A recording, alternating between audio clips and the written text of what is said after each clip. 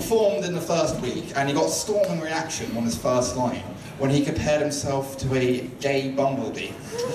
I was told to mention it again. So the next act is a gay bumblebee. Good. I'm going to introduce him now. He's back there. He's moving. What the fuck is he doing?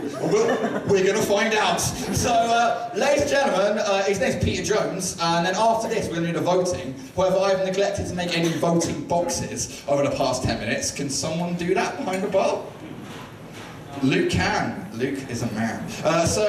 Ladies and gentlemen, after 3, go mental. This is the last of the students, then we're going to do the voting, and then we're going to have Tash and Tony in the second half. I'll release the names of the winners after Tony finishes. And then the winner goes through the summer ball. So after 3, go crazy again. 1, 2, 3. Ladies and gentlemen, Peter Jones!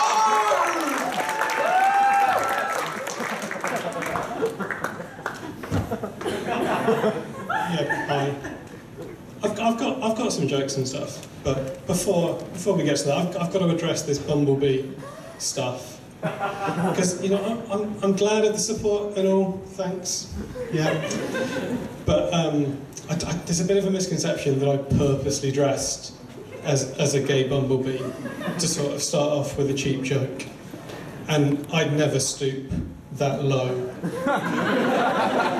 So I thought I'd put a jumper on this time to distract away from the t-shirt a bit, in case people think I would do something like purposely dress up as an animal to set up a cheap joke.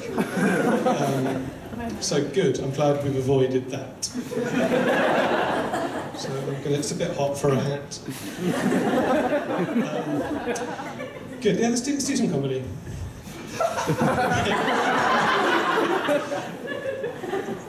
Why did the chicken cross the road? Is to get to the other side. It's a joke there. What's black and white and red all over? It's a newspaper. Another joke. Those are sort of 2 of the first jokes I was told. I never really got them. I don't know. But to be fair, it's only recently I've really found out the context, really where those came from. I got a lot of abuse when I told my brother I was going to whip up with those jokes. And he said, "Oh, it's really, they're so soft. You're so PC." It's the thing I should tell you about my brother. It's my fault really, because for ages I've been encouraging my family to get more involved in politics, and they did. But now he's a member of the BNP, which is awkward. I should point out at this point that that's a fictional brother I'm making up. I wouldn't need to make that graduation, but my actual brother is here, which I wasn't expecting when I wrote that. So, fictional brother. Yeah, so anyway, he had a go at me. He said, you should do some more edgy stuff. Be like Jim Davidson, something like that. He does a great joke about a zebra crossing, where you go, there's this, but no, I'm not telling a joke like that. It's terrible. And also, you're missing the main political correctness point about a zebra crossing, which is, lots of people are paying, lots of taxpayers, not me, but not many of us actually. I'm not going to get much sympathy for this in a room of students. But somebody's paying tax somewhere, and they're paying for all these lines we painted on the road so that we've got safe crossings. But have you ever seen a zebra use one?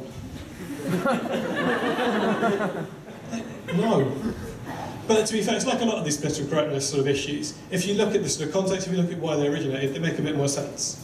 So I don't know if you've seen pictures of the olden days, but they tend to be like, it's all black and white, and there's lots of crackpot explanations for why that is, like, cameras weren't as good in those days, some nonsense like that.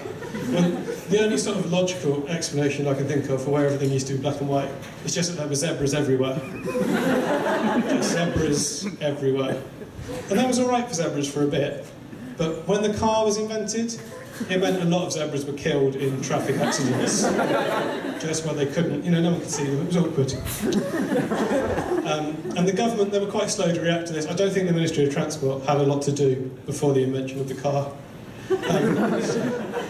So eventually they sort of reacted by introducing zebra crossings. I say they introduced them. A lot of them formed naturally just from the carcasses of zebras. So yeah, they did that. But to be fair, a zebra crossing is not my least favourite type of road crossing in terms of pointlessness. You know those ones where you press the button and you go across? They're called pelican crossings. and pelicans can fly. Like, birds don't need help crossing the road. So why?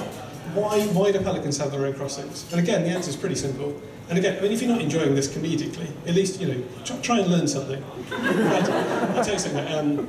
One thing you should know about pelicans: pelicans hate zebras. They really do. That's not true. If anyone's taking notes, don't use that in an essay. That's not that. I've made that up. But anyway, pelicans, go with it though, because I need it for the joke.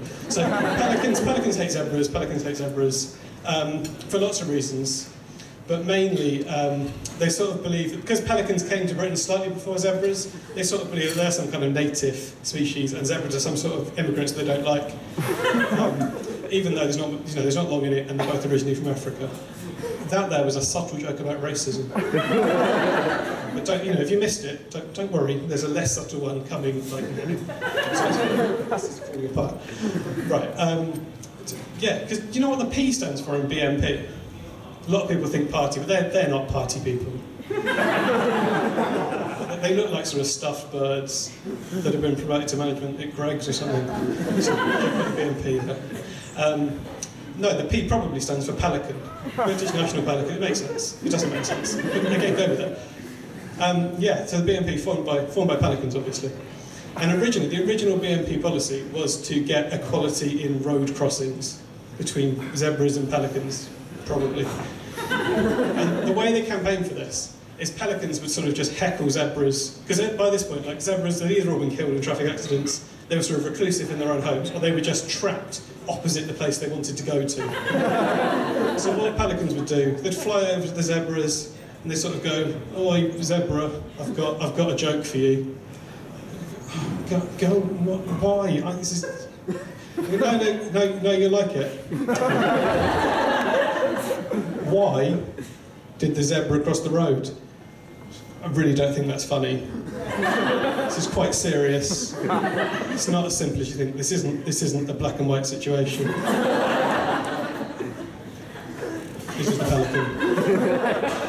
You can tell it's the pelican because he's a right wing.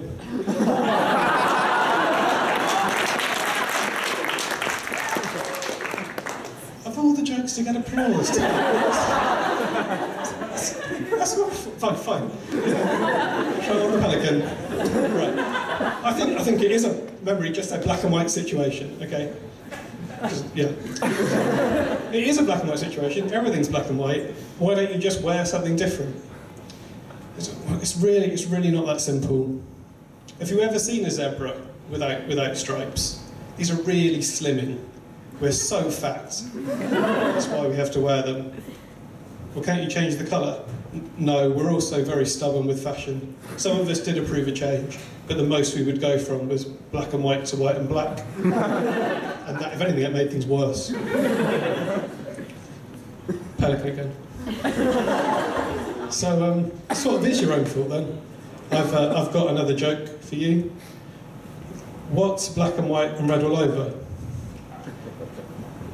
Is it a newspaper? No. That's never going to catch on. Well, the humour comes from confusing the adjective red with the verb to read. So no, I get it. It's just not funny.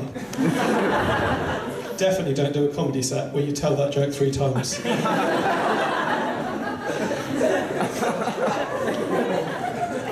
No. What's black and white and red all over?